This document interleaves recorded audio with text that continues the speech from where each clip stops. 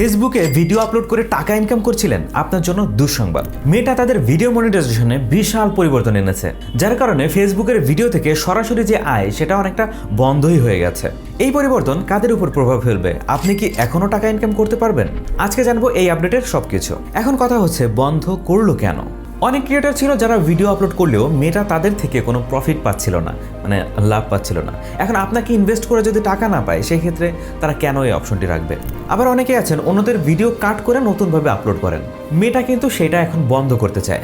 অনেক দেশে আবার এমনও হয়েছে, লো কোয়ালিটির যে কন্টেন্টগুলো আছে সেইগুলো কিন্তু মেটা নিজেরাই প্রমোট করছিল, কারণ তারা ভাবছিল যে ভবিষ্যতে হয়তো তারা আরও আপগ্রেড করবে এবং ভালো ভালো কন্টেন্ট আনবে। বাট সেটা কিন্তু পরবর্তীতে আর হয় নাই, কারণ একটা মানুষ যখন লো কোয়ালিটিতেই ভালো একটা রেমুনেশন পাচ্ছিল, তখন সে ভালো কোয়ালিটি আনবে কেন? এমন অনেকের মেন্টালিটি থাকে যদিও, তো সেইটাও কিন্তু মেটা এখন বন্ধ করতে চায়। এখন এমন একটি কথা বলবো যেটা শুনে হয়তো বা অনেকের ভালোই মজা লাগতে পারে, যে মেটারও কিন্তু বাজেটের সংকট হয়।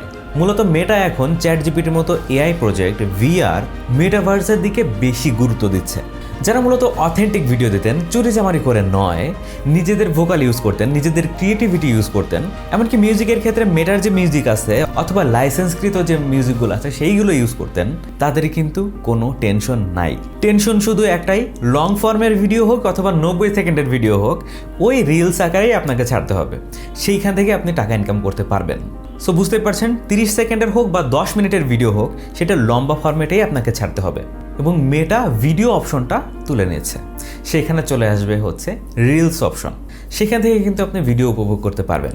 এখন বড় বড় পেজের ক্ষেত্রে তো ঠিকঠাকই আছে, যে স্পন্সর পোস্ট দিতে পারছে তারা, ইন স্ট্রিম অ্যাড রয়েছে তাদের জন্য, স্টার এবং ডোনেশন সিস্টেম আছে তাদের, এমনকি অ্যাফিলিয়েট প্রোগ্রামের মাধ্যমে তারা টাকা ইনকাম করতে পারছে। বাট প্রবলেম কাদের হবে জানেন? আপনার আমার মতো ছোট ছোট কন্টেন্ট ক্রিয়েটরদের। তো আজকের মতো এই পর্যন্তই, দেখা যাবে অন্য কোনো আপডেটে। আল্লাহ হাফেজ।